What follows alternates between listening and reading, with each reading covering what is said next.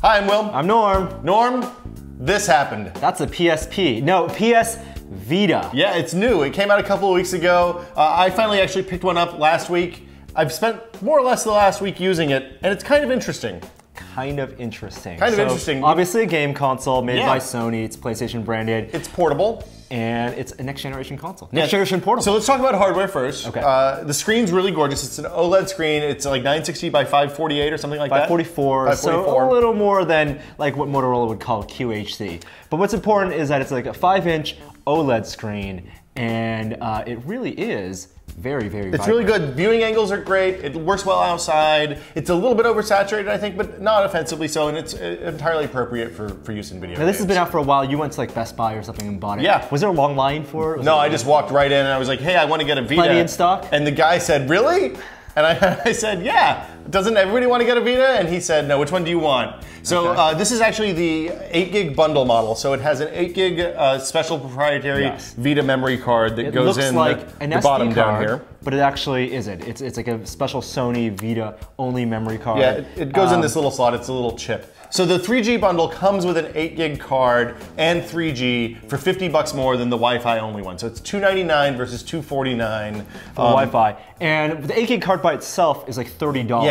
Yeah, if you're gonna buy a Vita, I think our recommendation is to buy the 3G one. Exactly. Pay the extra $20 for the 3G. It's no contract. Yeah. It's on AT&T in the US, and you can just buy data for that. So I actually have been downloading games. I didn't buy any chip games. There's a slot up on the top here for games on little cartridges, which is funny to have a Sony system with cartridges. Yeah. But I've been downloading the games. You can download all of the games, as far as I'm aware, from the store right now. Over Wi-Fi. Over Wi-Fi, or 3G, depending on the size of the game. And there's demos for a lot of stuff, which is quite nice. Okay. So let's talk about inputs, because that's the next big thing. Yes.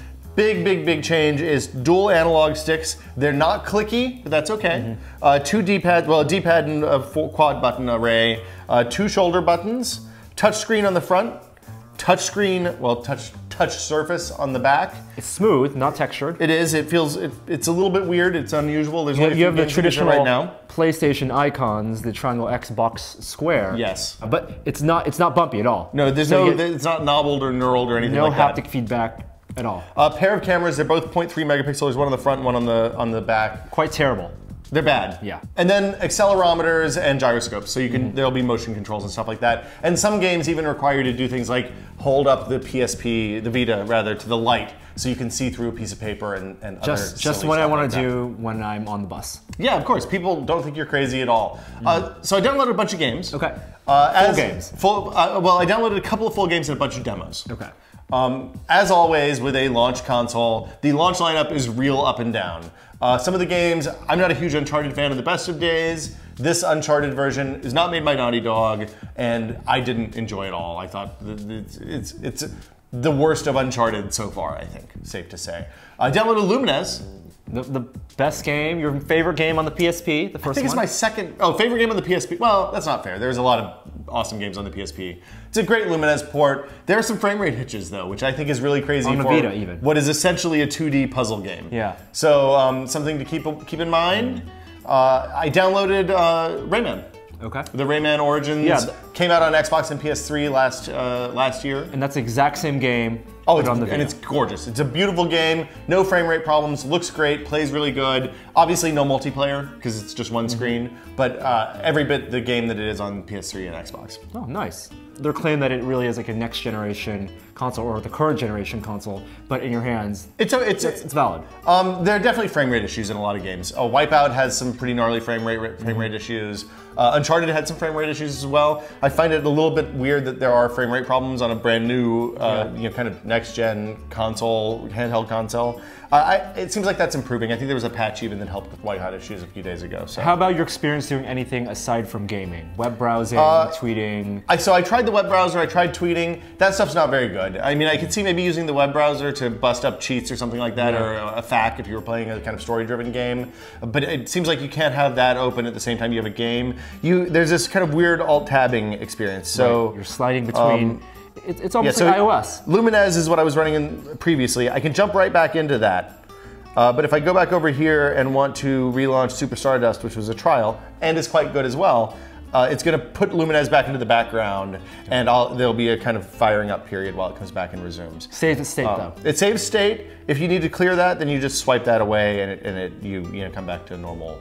All right. Come back to normal desktop. But definitely this is something you're going to want to buy for the games and to play games on. Yeah, don't buy it for maps or devices or apps or any of that stuff. I think the apps are real thin right now, and it's not an open app store like Apple, so it's not an ecosystem that's likely to see massive advancement. It'll be at a more gradual pace. So most importantly, battery life. If you're supposed to be taking this outside, using it on the bus, yeah, you know, you'd expect a full day of use. It depends on the game, right? If you're playing something that's intense, 4 hours seems to be the norm. 3 to 4 hours. I sat on the couch and played Lumines for 5 or 6 hours. It seems like straight with no problems. So big 3D games are going to have suck more battery than the less intense 2D games.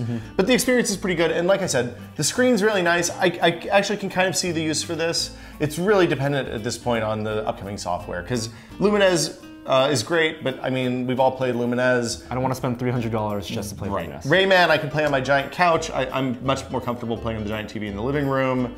And then the rest of it is hopefully there'll be some stuff coming on soon. And the same thing happened with the 3DS. It had kind of a weak launch lineup. I think this is a better launch lineup than the 3DS had. Later on in the year, there were some more amazing games with the 3DS. So hopefully we'll see the same thing. As a gaming device, like iPod Touch is around the same price, $300. iPod Touch or Vita? It's a different kind of games. If you like playing games, like playing Lumines with a touchscreen would be a terrible experience because you don't have the precise control that you have with the D-pad and the physical buttons. Yep. I can't. It's apples and oranges, really. I mean, if you want to play a bunch of cheap games, then the iPod Touch is going to be a great. Yep.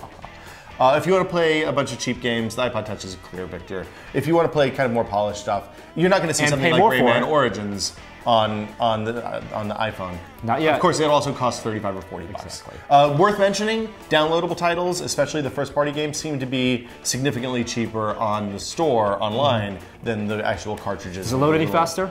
I didn't buy a cartridge, so I don't know. So I probably should have done that. But this is the Vita. It's out now. You can buy one if you want, but I would suggest waiting until there's more games. Yep. For Tested, I'm Will. I'm Norm. See you guys later. Bye.